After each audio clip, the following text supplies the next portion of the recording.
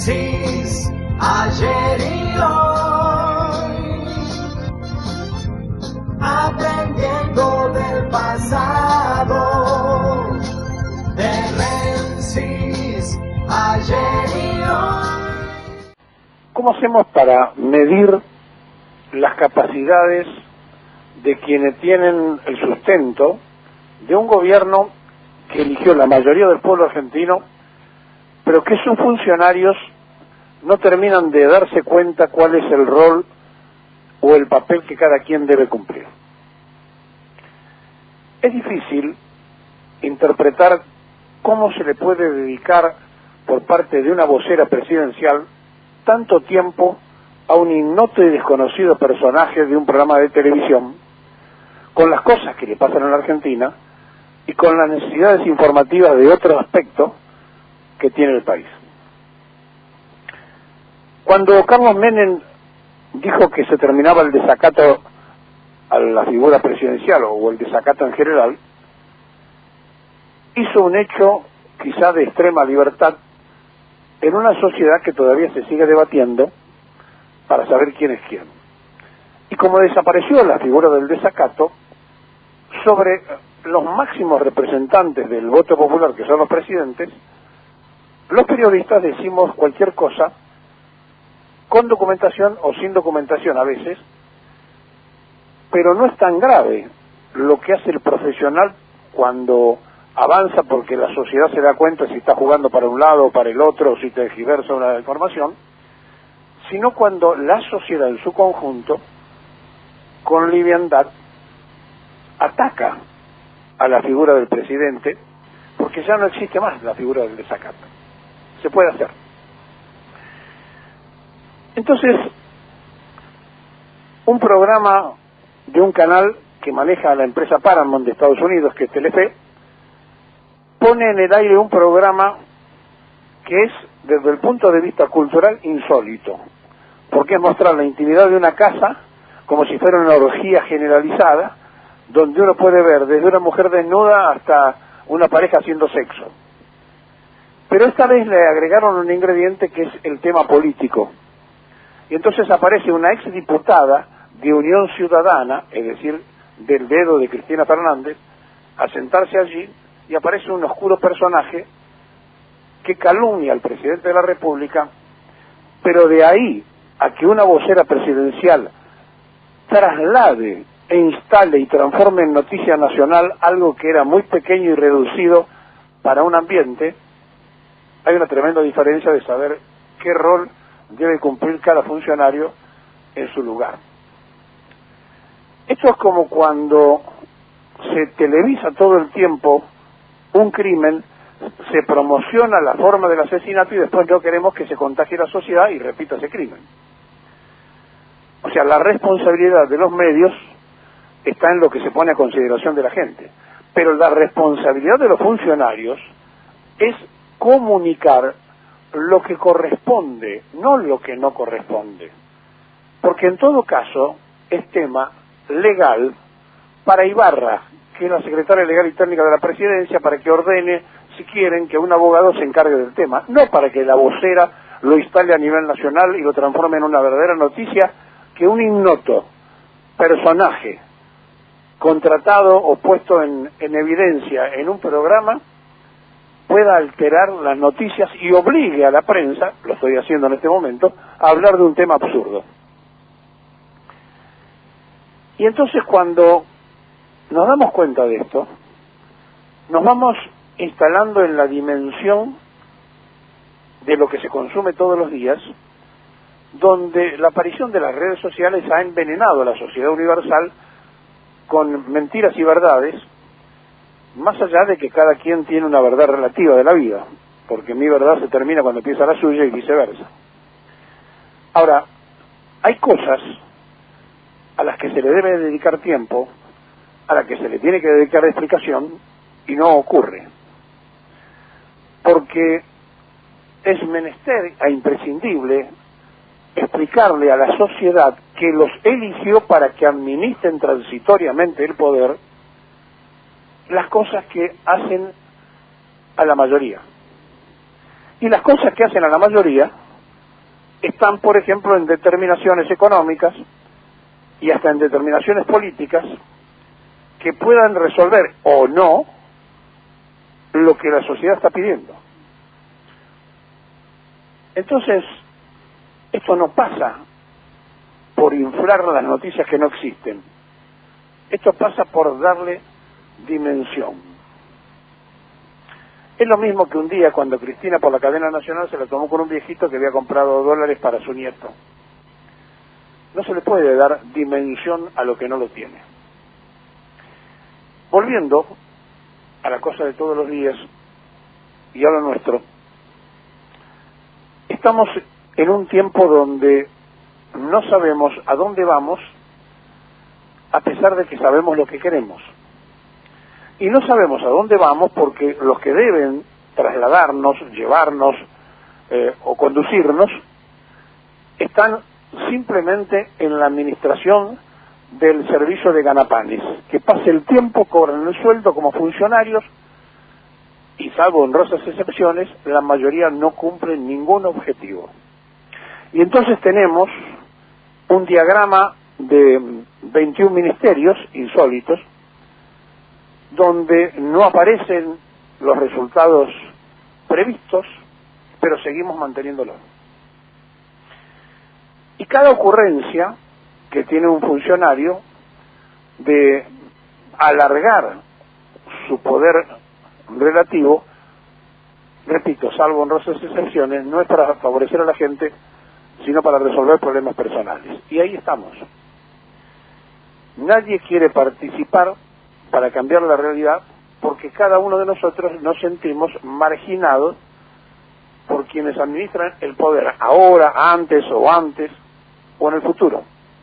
Y ese es el grave error de nuestra sociedad, el no involucrarse en el hecho político, porque el ser humano es un ser político, que no pasa solo por involucrarse en el hecho de la partidocracia, no, pasa por tener ciertos conocimientos de que estamos sentados en uno de los países más ricos de la tierra y cada vez con más pobres, y que esto es un error nuestro más allá de las pretensiones imperiales que puedan existir, que nadie nos dijo que teníamos que ir a tocar el timbre del Fondo Monetario Internacional para endeudarnos cuando ya no habíamos no le debíamos más nada el día que Néstor Kirchner canceló el final de la deuda del fondo. Fuimos nosotros, tocamos el timbre y nos endeudamos. ¿Por qué? Porque hay personajes que trabajan para esos objetivos internacionales y hay muchos y conocidos que se han hecho millonarios negociando la forma de pagar la deuda del país. Y después lo volvemos a poner y lo repetimos en un gobierno y en otro gobierno, y aparecen los domingos Felipe Caballo en 3, 4 gobiernos, y vienen de la dictadura y pasan por Menem, y pasan por el gobierno radical, y pasan por cualquier lado.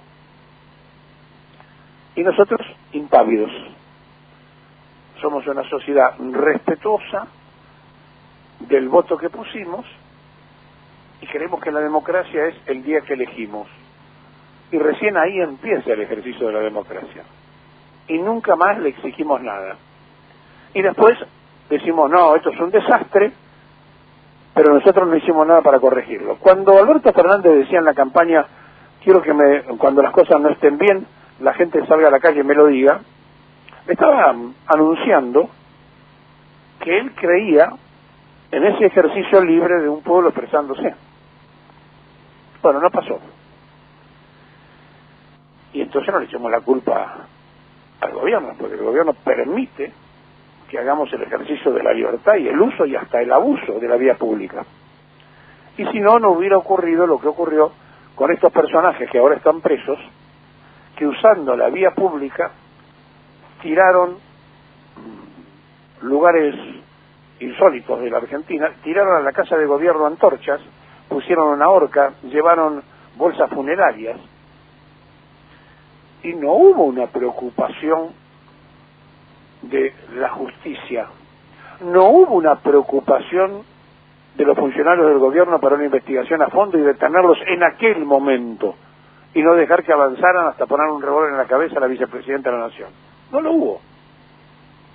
Y entonces ayer nos sorprenden allanamientos y detenciones de algo que estaba cantado, porque si se viene exhibiendo que esos grupos estaban siendo financiados y que había un contacto de una imaginaria carpintería en Boulogne de carpinteros que habían aprendido el trabajo hacía un ratito por YouTube y que le estaban haciendo a un tremendo complejo patagónico mesitas de luz, inaceptable, inentendible, y que esa firma es nada más ni nada menos que Caputo, la emparentada con el endeudador de 100.000 millones de dólares de la Argentina, cuando salieron a presentarlo como el Messi de la economía, ¿se acuerdan?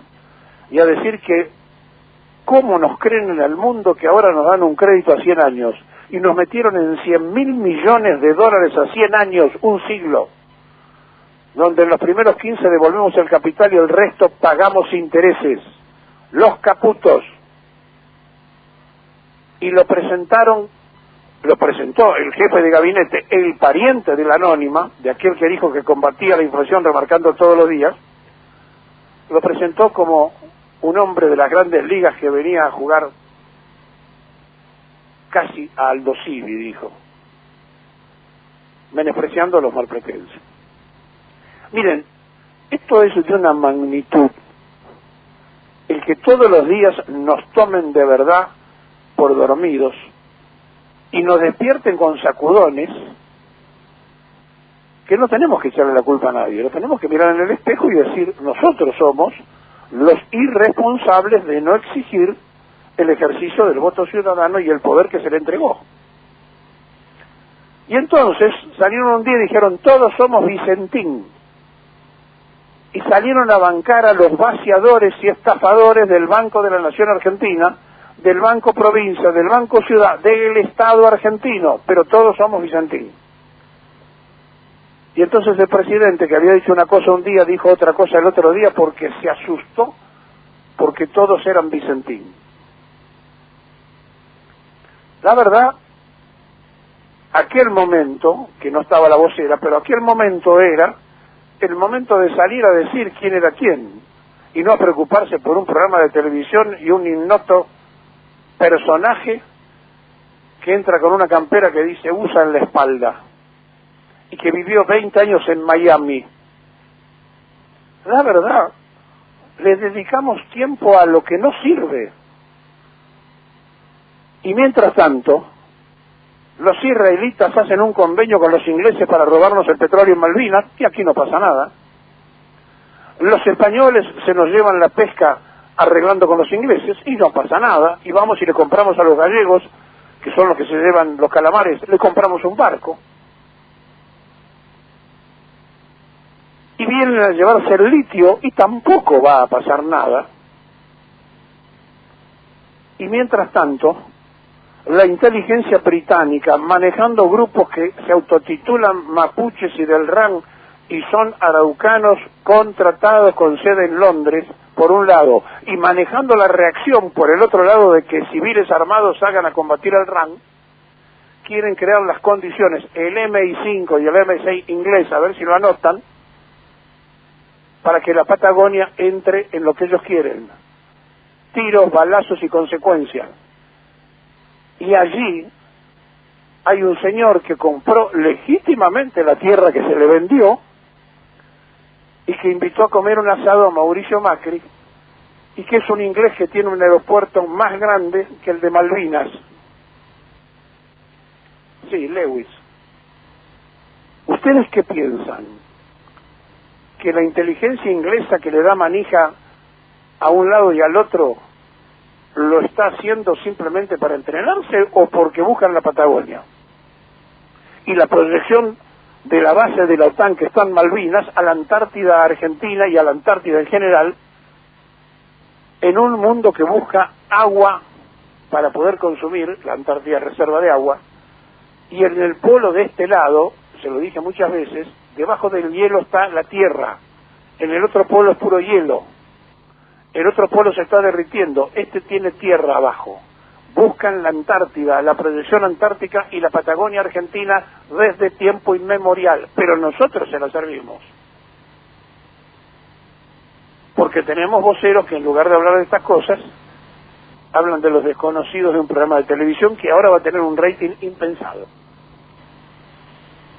Sí, una audiencia, para decirlo en castellano.